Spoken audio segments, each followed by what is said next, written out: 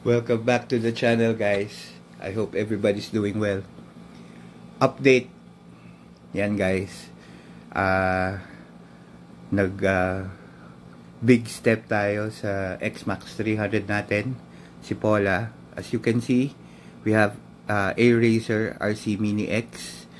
We have Mufak na Ram Air. Okay. 40mm ang sukat sa mga magtatanong, and of course throttle body na 40mm din. Yan, guys, yan ang bagong isasalpak natin kay Paula. Magiging XMAX, tuned XMAX na siya in 3, 2, 1. Yan na po. Ganun kabilis, guys. Nandiyan na tayo sa dyno. Okay.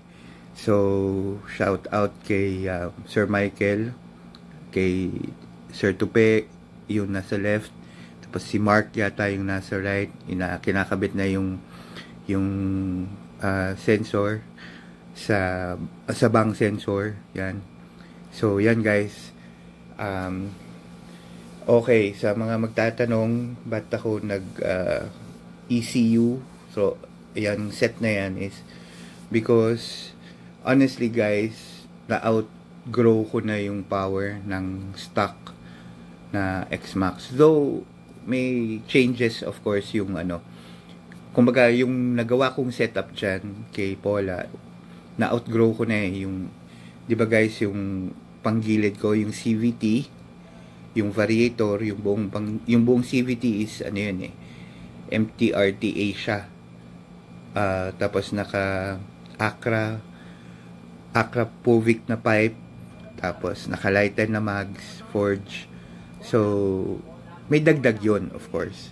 Pero, yun nga, medyo na-outgrow na natin, and matagal na rin naman tayo nagmumotor. So, medyo nakukulangan na ako sa kanya, with all honesty. So, kaya, and of course, na-compare ko din dun sa ibang tropa natin na naka-set din. So, malayo talaga. So, matagal ko na rin napag-isipan yan ever since. Medyo, lang talaga, medyo pricey. Pricey talaga siya. So, hindi basta-basta. So, kaya, finally, thank you dun sa mga nakausap ko, like, Garage FI, kay Rakan, kay Sir Henson of MTRT. Thank you sa iyo, sir. Kay Ma'am Tata. Yun. Yan, Sir Michael. So, before ako nag-decide na to do it, so, tinanong ko muna sila, nagtanong-tanong muna ako. I did my own research. Nag-check ako dun sa mga forum, sa mga FB groups, kasi nga, nauuso rin yung mga remap and all. Well, I have nothing against dun sa nagre-remap. Take at your own risk. Kumbaga, kaya lang ako kasi, mas gusto ko, especially everything that is close to my heart, gusto ko mas sigurado, I'm not saying perfect, but, mas malaki yung chance na mas safe yung gagawin kong step sa motor ko, sa XMAX. So, yun yung ginawa ko, research muna, and then tanong-tanong, canvas and all, everything, do your homework. So, finally, I decided yan. Nandito na tayo. Yan, guys, ang daming monitors, hindi ko masyado memorize. Basta parang reading muna nung stock, parang 27.6 ba yung stock horsepower, sorry. Yan, si Sir Michael. Tapos, tama, 27.6. So, yun. So, iba-iba daw kasi ang lalabas na horsepower, hindi magiging pare-parehas.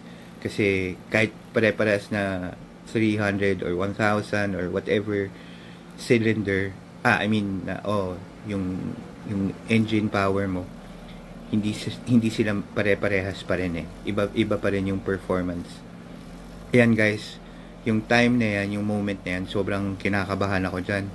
Kasi, alam mo yun, excitement, kabado, yung ganung bagay. Kasi first time kong pinatune yan eh. So, yan, makikita nyo guys, yung speed niya ba dyan, horsepower, yung nadagdag dyan, dun sa graph, hindi ko lang hindi ko lang ma-flash sa screen. Ayun, yung nandun sa, yung nasa right side ni Sir Michael na screen, yung white, nandun yung horsepower. Parang sinusukat niya parang 1/4 throttle, tapos half throttle, tapos 3/4, tapos full throttle yata eh. Alam ko nag 165 yan kph. Tapos yung maximum horsepower niya was 33.66. So parang less than 7 horsepower, 6 something horsepower yung nadagdag. Ayan guys, makikita nyo dyan. Tinatry ko zoom eh. Kasi ang sakit sa mata yung yung fumes. Tapos ang ingay dyan sa loob, kaya voice over muna tayo. Tiniis ko yung mga tapon ng mga fiber nung Acra, yung ingay. Yan guys, makikita nyo bibirahin niya yan dyan eh. Parang ito yata yung point na yun eh.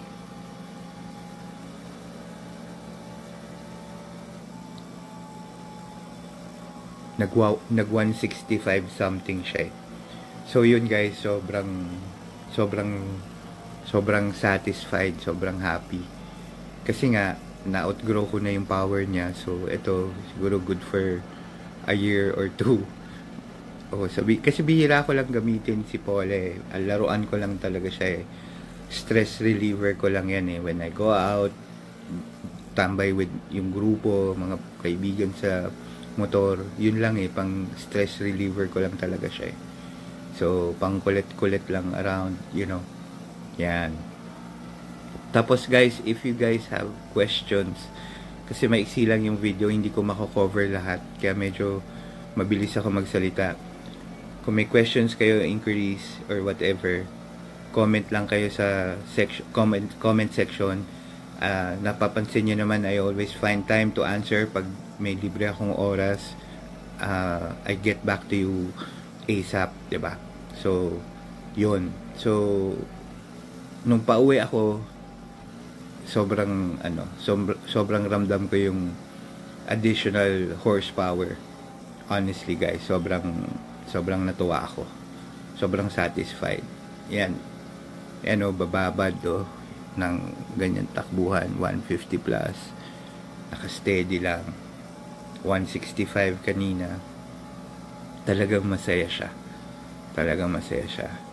So, hindi ko lang kayo na-update or dun sa, dapat mag-upload ako ng previous video bago to eh. So, isa sobrang excitement ko at sobrang focus ko sa pag-iisip at pagdedesisyon na nagawa ko na bago ako. So, ito yung update guys. Yan. Sobrang ingay dyan boss. Tsaka yung hangin papunta lahat sa akin.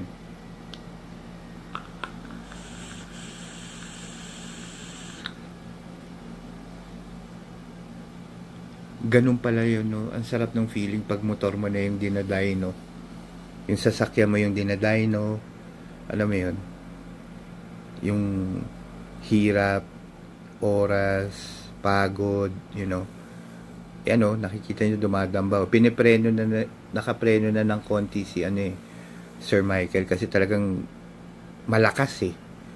Kumbaga natsambahan ko yung pag mix and match nung and plus of course yung ECU, throttle body, panggilid, yung ram air, yung forge mags, yung lighten mags and everything. Nag-swak eh pag natsambahan natin. So guys, yon, kung meron kayong mga tanong about dun sa ginawa ko, ECU, remap or whatever, please comment to the comment section. Tapos yun guys, please subscribe to my channel, click that notification bell so that you will be notified pag may bago tayong lineup ulit. Marami tayong magiging lineup this coming few weeks. Again, I wanna say thank you for your time.